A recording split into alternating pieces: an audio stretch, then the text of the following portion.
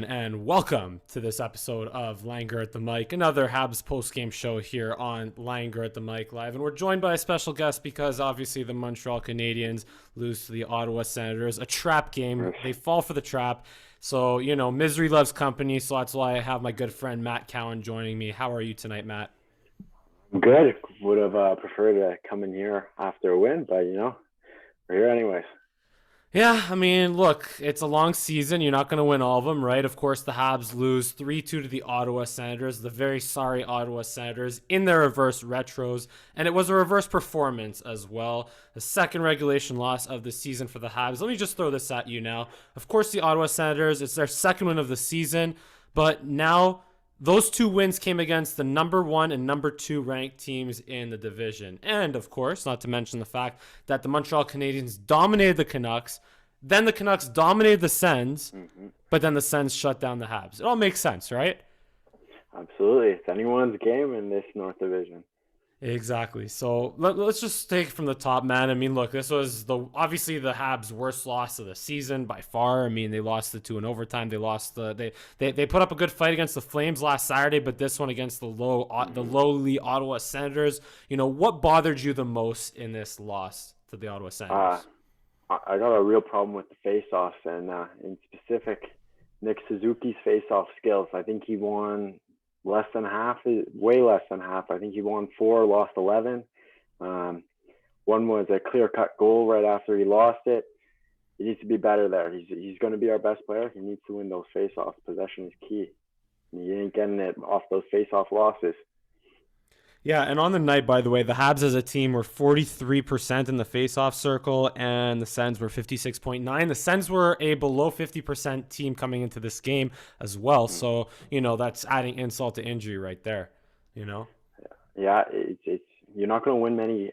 You need to win. You need to have the puck, Then you start winning face-offs.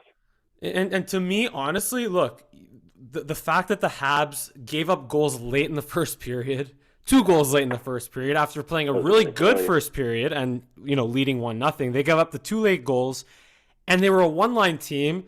Doesn't that ring a bell to something? Doesn't that ring a bell? Like, these were the 2019-2020 Montreal Canadiens that were on the ice tonight against the Ottawa Senators. Yeah, and it's one way to give away the momentum in a game. You're looking into the first intermission up 1-0. All of a sudden, last minute, you're going down 2. Down. You're giving up 2. You're going down 1, and that changes the tides of the game super quick. Never something you want to do. Yeah, and then, of course, the Sens added to that in the third period. Yeah.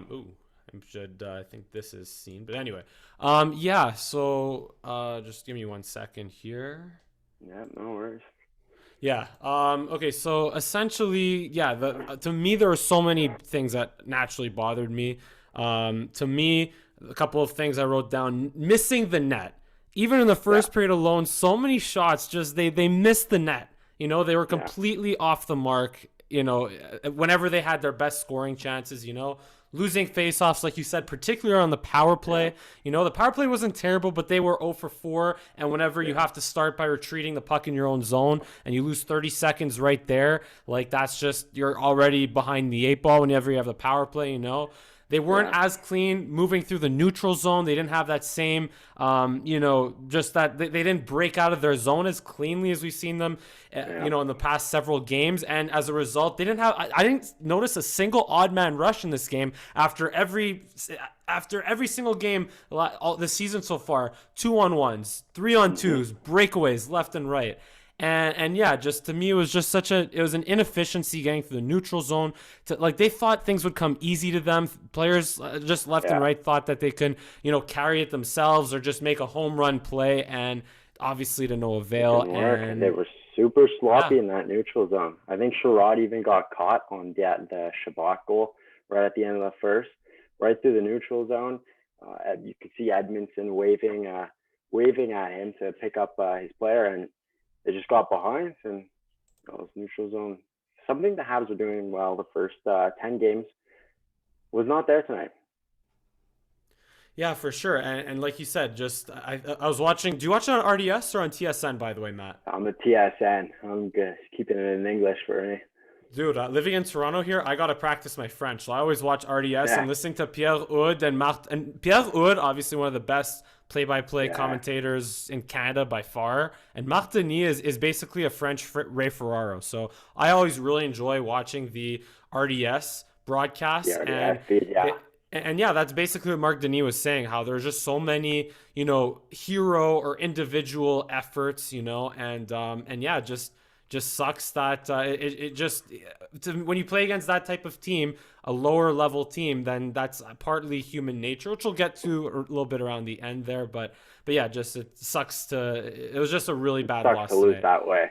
of Yeah, course. And oh, another thing I want to mention. Look, Matt Murray didn't like. It's not like he controlled his rebounds well. Like there were so no, many rebounds that were there for the taking. Case in point, the Brendan Gallagher goal right off the bat.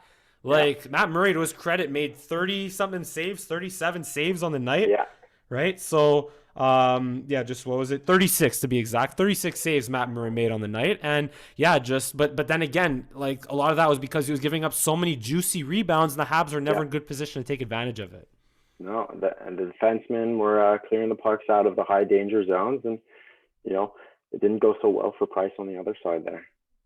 Well, we'll get to that in a little bit. But first, let's talk a little bit more about the positives. Let's start with the good things from this game. So, Matt, we have our good habits segment here and our bad habits segment. Let's start with our good habits. So, who shined in your eyes despite the losing performance?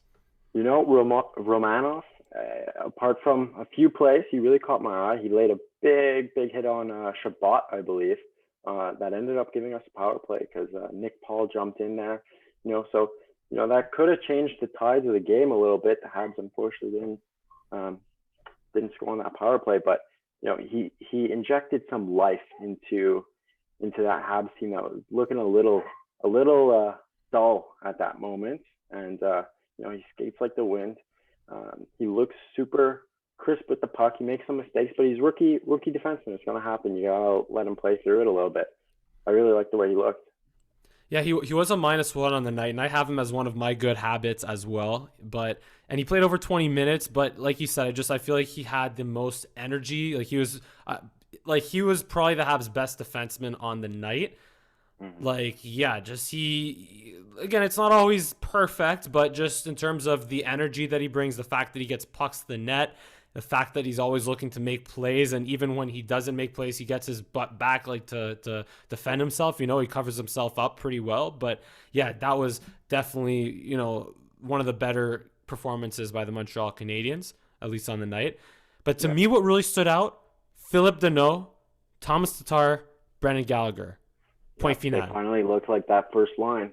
Because we talked like right from the top, we mentioned that this was like a performance where they were a one-line team from 2019, 2020. And guess which line was the best line for the last 3 years for the Montreal Canadiens? Exactly. The Brendan Gallagher, Philip Deneau, Thomas Tatar line. And of course they got the goal right off the bat. It was a really great work by everyone on that line, because you had Philip Deneau working in front of the net, who basically made it difficult for Murray to handle Thomas Tatar's shot. And then the rebound was landed right on Gallagher's stick, who just buried it home. Buried it home. Yeah, Deneau got the assist. Deneau also got the assist on the Josh Anderson goal late when the Habs were looking for a pulse, when, of course, Ben Sherratt took the 4-minute double minor. And, honestly, might not have been the end of the world, given how the Habs have, 6 shorthanded goals on the season so far, so who knows. But then when Tatar took that boarding penalty, which was not exactly a boarding penalty in my opinion, but still just, when you're already down 5-on-4 and now you're going to go down 5-on-3, I don't know if you're going to score many shorthanded goals 5-on-3. No, you don't want to take those chances. Phil Deneau also. That was the face-off win that Anderson scored off of. Yeah, and I mentioned on Twitter, again, with the power plays, the issues on faceoffs is because you have Kotkaniemi and Suzuki taking most of the draws. And as good as they've been playing this season, don't get me wrong, they've been playing really well this season, of course, right? But this was one of Nick Suzuki's worst games, at least, of the season. And let's just get right into our bad habits segment. And that from the top, I have to put Nick Suzuki up there. Again, Yeah. love the guy. He's had a great season so far, but this was his worst game of the season by far because he just didn't do a lot of wow Yeah. things. And he was just, I'd say, even invisible. He fanned on a lot of passes on the power play, and he got tossed from faceoffs left and right. And he just wasn't as sharp, I found. Yeah, exactly. His puck retrieval wasn't the best. He was making a few giveaways. It just wasn't his best game. It wasn't there, and he's still young. He'll learn. Oh yeah, he's He'll get 21 through years it. old, so he'll be fine, and it's a long Yeah, season again, so he'll be fine. yeah, But to me, just he's been so good at generating turnovers on the forecheck, and they just pass like the Sens hmm weak defensemen got passes by him yeah, too easily tonight. yeah. It was too easy for them. And yeah, who else stood out to you in terms of not the best performances? Would you say on the night? Well, it might be more who was a little invisible for most of the game. Tyler Toffoli, apart from the last period, the third period, he didn't stand out as much as he has in the previous games. He's our leader in goals, um, and he didn't really make a difference until 10 minutes left. He had that nice shot in the slot off the power play, I think, and we're looking for a spark somewhere. There's the Tatar Dano Gallagher line was there, and then usually one of the other two lines pick it up from there, and they fell flat. And I'm Yeah, looking at Toffoli a little bit to fill in, maybe. Wasn't there tonight. like I can agree with you because like look, if you look at you obviously no goals, no assists, but to me what stands out to is that Tyler Toffoli only had 2 shots on net tonight. When Yeah. even early on in the season, like he would put and the games he was scoring goals in, he'd have 5 shots on net, Mm-hmm. 7 shots on net. He would just put pucks to the net no matter what. And the fact that he only had 2 shots, I believe they both came in the third period. To me, I mean, again, the whole team was pretty much flat through through most of the game anyway. But again, I'm not worried. Tyler Toffoli's a veteran player. He's leading the league in goals still, I think, at like 9. So Yeah. he'll be okay. But to me, what was concerning was more Jeff Petrie. Look, a lot of guys played their worst games as Montreal Canadiens, and I've been loving Mm-hmm. Jeff Petrie. I've been giving much love to Jeff Petrie on this channel so far, but tonight it was just he didn't have it tonight. I found that there was a beautiful, beautiful pass that Jonathan Drouin set him up with early in the first period. And that was like I was anticipating the goal that he scored in that first Vancouver game where he just rifled it high glove Yeah. on Braden Holtby, but this time he just completely missed the net. And then, of Yeah. course, he took the penalty, holding Connor Brown in the race for the puck, which Yeah. again, that was a So legit weak. holding call. No, but that was a legit holding call Yeah. to me. Led to the Stutzla goal. Stutzla was the most dangerous player on the ice for the Ottawa Senators by Incredible far. player tonight. Yeah, he has a great future ahead of him to be on the Sens for 5 years and then get traded for garbage, right? But yeah, just giveaways. Like Petrie, low key does turn the puck over, but usually nothing happens when he Yeah. does. But tonight, just sustained possession happened, and just I don't know, he didn't have it tonight. And All would have Edmondson been had to pick him forgotten. up quite a few times. Yeah, all would have been forgotten if that puck hit the back of the net, the one that rang off the crossbar late in the third. But you know, not his best game for sure. I agree with you there. But let me ask you something though, Matt. What do you think of Carey Price's game? Looks a little shaky to start the year, eh? Allen has been the better of the two for these first 11 games at least. Um, he just doesn't look. You can't really fault him on the first goals or even the tip, even the Connor Brown tip. You can't really fault him, but he didn't look super sharp on much there. He only had like 20 something shots, and you know, this is a game that Carey Price could have stolen for the Habs. Could have made the difference. When the scoring wasn't there, you want your goalie to kind of keep you in once in a while, and he wasn't there tonight. But it's it'll I have faith in Carey. I've always had faith in Carey. He'll hopefully bounce back soon. Yeah, I mean, like you said it right there. Just to me, the biggest thing is that like he wasn't bad tonight. And to me, the first goal, I think it was the Connor Brown or no, the Shabbat goal. The Shabbat goal. Yeah. Great shot inside the post, low blocker, tough shot to stop. But I also think that Brendan Gallagher diving in front of that kind of Yeah. affected his ability to read the release. And I feel like yeah, there are goals that are going in on Price this year that are just a matter of him having a hard time reading the release off shots. You look Hmm. at the goal that was scored in the Vancouver game, the one that where Mete was in front of. I think it was the McEwen. No, was it the McEwen goal? The first one in the first Vancouver game. But then also you look at the Vancouver game a couple weeks ago on the power play. One of the Brock Besser or Horvat goals that they scored Hmm. was also one that squirted through his Yeah. arm. And to me though, like yeah, it's just the fact that he could not the deflection goal, no chance, of course, Yeah. and but I would have liked to have maybe seen him stop the Stutzla goal, you know, Yeah. and also just I felt like when everyone went out to play the puck, it was just very lackadaisical, you Hmm. know, just kind of like nonchalant about it. And yeah, just not bad. Like, look, he's not bad, but Yeah. he's not good. And to your Yeah. point, Allen is outperforming him right now. Yeah. He's not dialed in right now for sure. Hopefully that will pick up, a little. He hasn't had any standout games through the beginning of the year, and hopefully he dials in a No, little that's bit towards the end. I Uh, disagree with that one. He stood out against the Edmonton Oilers in the second game of the season where he made like 30 that's something true. saves. That one he That's true. That was definitely a good game. was strong in. Yeah. But then yeah, from then on that point forward, you look at the second Vancouver or the third Vancouver game, he was pretty good in that one too. But the Habs won 5-2, so it didn't make as much of a difference. Same thing in the Yeah. Calgary game. Would have been nice to. He was really, really good up until the two goals that happened late in that Calgary game, the first one, and he was okay in the Vancouver game, like the most recent one. But like you said, he just hasn't made a difference so far this year. And do you even think that Price should even be playing against the Ottawa Senators? Like, let's be real. Well, he's not. I would imagine he's not going to play on the Saturday game, and you got to mix him up in there. So give one and one. Jake Allen gets a second, and Carey Price gets a first. He should be there. He needs a rep still. But here's the thing, though. To me, in terms of like using your goal, like the way you use your goalies, like I always find if you're gonna lose to a bad team, at least lose with Hmm. your backup in nets. At least lose with your backup in nets. Because if you put your starter in there and you lose with your starting goaltender, your supposedly number one goalie, elite goalie, Hmm. best goalie in the world, right? And you lose with him in nets, and he gets outplayed, like he did get outplayed by Matt Murray in this Yeah. game. To Yeah. me, what does that do for for his confidence and the confidence of the team? The team's confidence. Yeah, it's I would maybe prefer having Jake Allen in here tonight, but the weird schedule in the North Division now, in the whole NHL right now, it's going to call for these little series, and you're going to see weird goalie matchups. You saw Demko get the second game in the Vancouver series.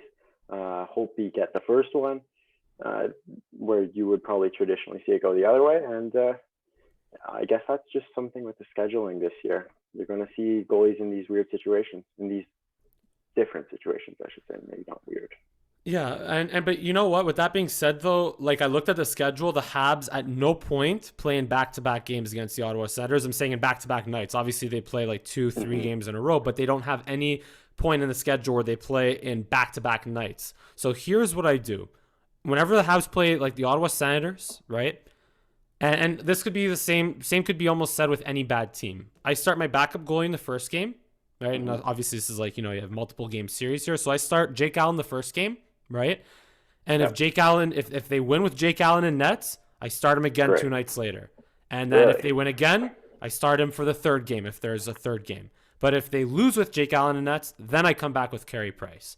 But I don't want I don't want to be losing to the Ottawa Senators with my number one goalie in nets. Like, or I don't want to lose to bad teams in general with my number one goalie in nets in the regular season, obviously, unless it's down the stretch and you need points to make the playoffs. To me, Yeah. the reason why you have Jake Allen here is to sub in for Carey Price. And, to be fair to both goaltenders, he's playing better. Jake Allen is the one playing better Yeah. right now, as we said. Yeah. So feed the hot goalie the games at the start of the year. Yeah, I can definitely get on board with that. hopefully that, in that case, we wouldn't shake up Carey Price's confidence getting 3 straight starts on the bench for Jake Allen in that case. But yeah, I could see that happening. I could get on board with that too. But it's not. But again, it's not to say that Carey Price can't bounce back, because look, Yeah. he's been in this situation before. Look, he's played what? Like he's been in the league for 12 years. He had to deal with he overcame the Halak situation. He has the Hart Trophy, the Vezina Trophy. He's been in the playoffs like multiple times, so he can bounce back. But he will bounce back. We should have faith in Carey to bounce back. But for the time being, like you said, we got to play the goalie that gives you a better chance at winning. And but anyway, I want to move on and talk about Shea Weber, because he did play in his 1,000th game against the Canucks on Tuesday night, and obviously there was a very nice ceremony to honor his 1,000th game on Tuesday night. But I think there was almost a nicer ceremony tonight before the game, honoring Shea Weber. You had the video montage of former teammates of Shea Weber saying how awesome it was to play with him. Also, Jeff Molson and Marc Bergevin appreciating his leadership and what he means as the captain of the Montreal Canadiens. And then obviously the Silver Stick Award that he got at the end of the game with Gallagher and Byron and his family. So at least that was a nice, way to start the game at the beginning there. For sure. Shea Weber, a leader on and off the ice. I think it was Gallagher. He had an interview that stood out to me. He was saying how great Shea is off the ice, and how much he contributes to the locker room, and just give that vibe. I think a few of the young players, maybe it was Jake Evans too, was saying how he really made Evans feel part of the team off the bat. It's a big part of Shea Weber that we don't give enough credit to day in and day out, I think. And he deserves it. It's great for sure. And the fact that I think it was between Evans and Suzuki and even Romanov. I think they were calling him a father figure. So that was obviously nice. But yeah, just obviously a really nice way to start the game, and continue honoring him for reaching 1,000 NHL games. But the bottom line is, look, going back to the game now. I always say this: if you play 162 games in baseball, or 82 games in a conventional NHL season, 56 games this season, or even 16 games in the NFL, like, you're going to have stinkers. You're going to have trap games. That's why they're called trap games. The Habs lost all year to the Detroit Red Wings last year, which was unacceptable given that happened on multiple occasions. But the Bruins also lost to the Detroit Red Wings once or twice. Yeah. And it's human nature to play down to your opponent, once or twice every so often, even though they are professional athletes and they're expected to be at their best every single night, blah, blah, blah. But the reality is, it is human nature to play down to your opponent against, especially when they only had one win coming into this game. So, how confident are you that the Canadiens will bounce back on Saturday? Well, the Leafs did it. I think Austin Matthews even called this Ottawa Senators team a good team after that opening series. They have not been a good team since that game. And you know what? Since the Leafs bounce back, the Habs can bounce back. We got this little back and forth with Leafs fans going on Twitter. They're saying we're not the number one team. We're saying they're not the number one team. Let's prove it. Let's put the Sens to bed on Saturday early. Get a nice early lead, and win that game. Shut it down. Yeah, of course. I mean, I think this is just this is a big lesson that the Canadiens have learned tonight, that nothing's going to come easy. Nothing's going to come easy. You also had a lot of guys banged up at numerous times in the game, between Kulak, between Anderson, between Drouin. I think there was also Corey Perry. Yeah, it was Corey Perry that all got banged up at certain points of this game. At least they all came back, and I guess we'll hear if there's any further evaluation to their injuries. But yeah, man, like you said, the Leafs came back in that second game that they played against the Sens way back at the beginning of the season. So there's no reason why I think the Montreal Canadiens, I would put Jake Allen in nets on Saturday, and just come back strong, or maybe even come back with Carey Price and give him a chance to get his confidence back up. But yeah, just come either way as a team, come back strong and win on Saturday. And yeah, I'd probably put Jake Allen, just to make that clear. And also, like you're talking about the Leafs going back and forth between the number 1, number 2 teams of the division. Well, guess what? The Montreal Canadiens will finally play the Toronto Maple Leafs again on Wednesday and Saturday. And I'm very excited, but also very nervous about dealing with people here in Toronto about that. So, Yeah. you guys, in Montreal, you don't have to deal with that as much as we do here in Toronto. I But, got a few Toronto friends that are going to be more than happy to send me some chirps if the Leafs get a nice win on us. yeah, there you go. But also then again, us Habs fans here in Toronto, we got a chip on our shoulder. We always have a chip on our shoulder. But at the end of the day, I was just thinking even earlier today, like even like you want to make the playoffs, you want to get obviously ideally one of the top 2 seeds, but then throw everything out the window from these 56 games because the playoffs will be what matters. So hey, it's a long season. The Canadiens will play the Senators. What is it, like 9 more times this year? So Exactly. hopefully the Canadiens can win more against the Senators than they lose going forward. I mean, they also play the Canucks another 4 more times or 5 more times. So I think it's that will be more, yeah. Yeah, so that should be 4 or 5 more wins given how the Habs have played against the Canucks this year, but they are disappointing. But anyway, thank you so much for joining the show here, Matt. Once again, he is Matt Cowan. You can follow him on Twitter at MattCowan18 or on Instagram at MattLiftsThings. I'm, of course, Mike Langer on both Twitter and Instagram. If you enjoy my commentary or our commentary here on Langer at the Mic, be sure to subscribe, hit the thumbs up button. This has been a Habs post-game show. Unfortunately, after a loss, Habs post-game show, but hopefully Saturdays will be after a win, and we look forward to seeing you again next time. Thank you so much for watching.